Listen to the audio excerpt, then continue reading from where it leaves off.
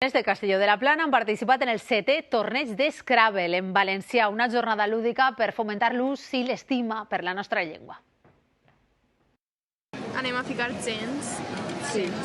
El tradicional joc de taula Scrabble s'ha convertit en una eina molt útil per a fomentar l'ús i l'estima del valencià. Em pareix molt estratègic. També aprèn molt vocabulari. És divertit i te ho passes bé i t'agrada fer-ho. I encara que no guanyem, ens portem l'experiència. Este torneig va néixer de la mà de dos professors de valencià de l'IES Gilabert de Nules fa 7 anys i ara és una assignatura optativa en diversos centres. Per fomentar també el joc, la dinàmica del joc i sobretot el rerefons és l'aprenentatge de la nostra llengua, el valencià. Els nostres alumnes, a banda d'aprendre ortografia i aprendre la llengua, sobretot se l'estimen i la utilitzen i la tinguen en compte. En el campionat d'avui participen 14 instituts de tota la província. Hem après que tila va en 2 L's. Per exemple, Zoea i Zoe, que no sabia el que significava. Estudiant biologia i si alguna paraula dius, pues esta la puc utilitzar per a quan juguem. Helenes, amb H i L geminada. Aprendre amb el joc és una de les màximes d'esta iniciativa. És un element de satisfacció, ja que hem de potenciar totalment la nostra llengua i les generacions joves